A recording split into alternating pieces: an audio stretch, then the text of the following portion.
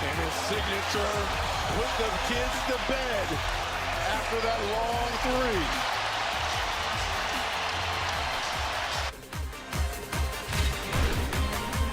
And that's what he did.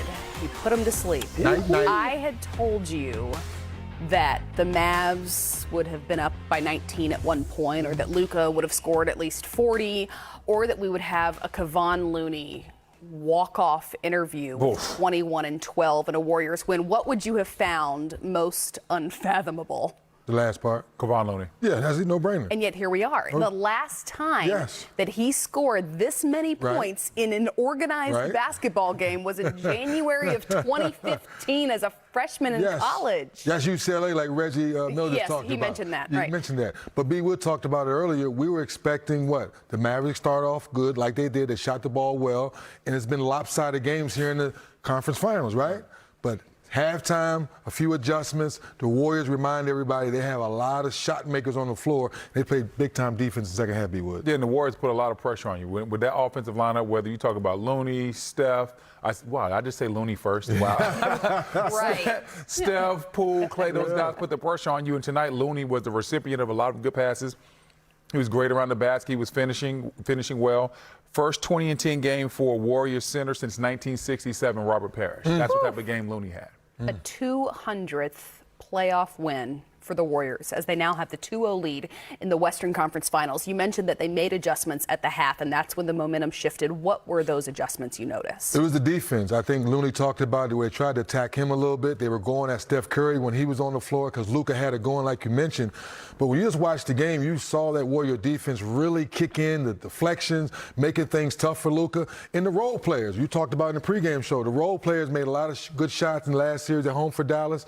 Now in game two, they started off good, but in the second half, they couldn't make shots, and that was the difference, in my opinion, the second half of the game. I have to agree with Rudy. It's a make or miss league. When you get those shots and you knock them down, things are going to go well for you. If you're not knocking them down, that's how teams get back in the game. And give credit to the Warriors. They never got deterred. They kept fighting all game long, and they shot excellent from the field and three. Golden State Warriors, 56% from the field, 50% from three. But the Mavs were making shots. So what can you take from at least the first couple of quarters in the Bay that could perhaps translate to a game 3 in Dallas? Well, if you're the Mavs, you're happy with the shots that you're getting. You're saying, listen, when we target certain guys, we get good looks. They understand that Steph's going to show out on screens. So a lot of times they'll screen and rescreen, and sometimes that was causing a problem for Golden State, and guys were getting lost in that action. And it was leading to Luka making a pass and maybe getting a guy open for three in the weak side corner or the strong side corner. So in those instances, if you're Dallas, you can say, okay, that's what we can target. We can continue to target Steph, and we can still go at Looney, but at the same time, we have to make smart plays because Looney did a very good job, but at the same time, you have to understand when you ISO him and get off of it, give it up a little bit earlier. Also, guys, I thought was big tonight where Klay Thompson a few times didn't settle for the three-point shot, made a couple, put the ball on the floor, got all the way to the rim. So now Jason Kidd gets back home and shows the guys, hey, we had maybe a good effort the first and second time, but the third time, guys were getting to the basket, attacking the rim. To your point, that's why Looney was getting easy layups. As our resident big man then, Brendan, will you break down what made Kevon so effective in this game? Because a lot's being asked of him on both ends of the floor, and yet he was great on both. Listen, he was great on both, but tonight he had a great offensive game, and he said it in the postgame. Hey, he just stayed around the basket, and his guys fouled him. You see right here, just sticking with it, rebounds the basketball as Dre misses the layup. Now this time he cuts to the basket, knows that Steph's going to draw a lot of attention. He's right where he needs to be. Same thing here. Wiggins goes down the lane. Kevon Looney puts himself in position to finish right there at the rim, and so it looks a little bit easy, but at the same time, moving to the right spot when your guy's driving is very important.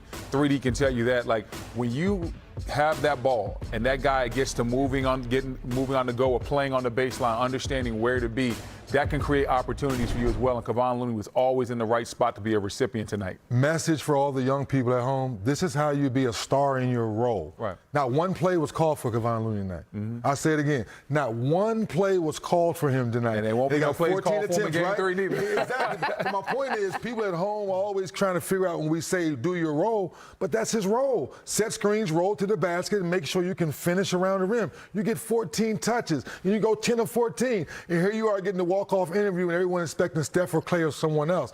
So that's why I want to tell the young people at home, Learn your role, live in your role, and Kevon Looney tonight is a perfect example of being a star in your role and helping your team win a big-time ball game at home. Hey, 3D, you sound like such an AAU dad right now. I can tell you, you always got a message for the youth, man. You such an AAU dad right now. Send a message because you guys don't understand. It's a big role to be a part of a championship team, just like Draymond. They talk about Chuck messing with him before the game.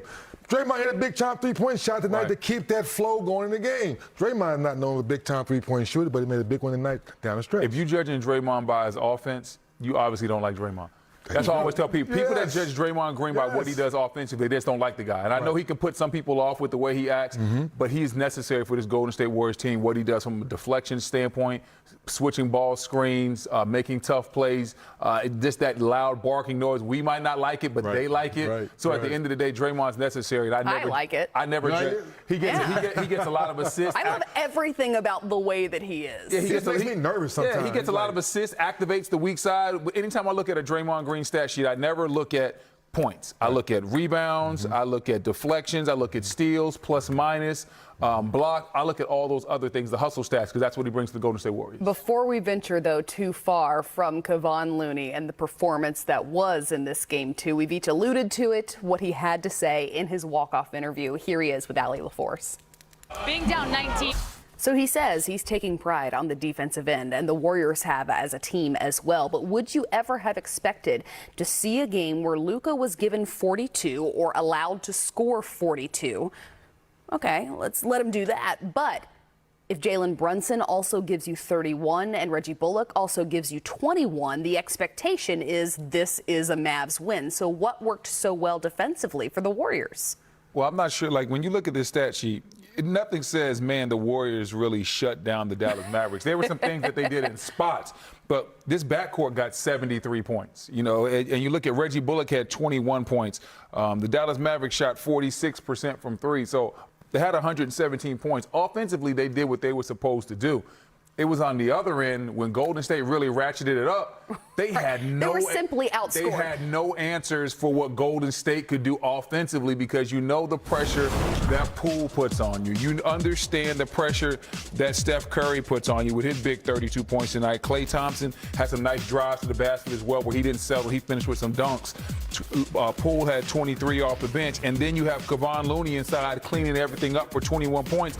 And Wiggins had 16 points. So you look at this squad, and offensively in the second half, they just got rolling, and you can't load up. The Dallas Mavericks defense that they used against the Phoenix Suns will not work against the Golden State Warriors. Against the Phoenix Suns, they loaded up. They made it look very cluttered for Devin Booker and Chris Paul. If you try that here, they're going to kick ahead for guys like Wiggins. They're going to kick ahead to guys like Poole, and they're going to be able to get shots. And Poole's very dangerous because when you kick ahead to him, now he's one-on-one with your weak side defender, and he gets to either shoot it or drive it to the basket. They didn't have anybody like Poole on the Phoenix Suns. This Dallas Mavericks defense is going to have to adjust to that. Let's listen in to what Coach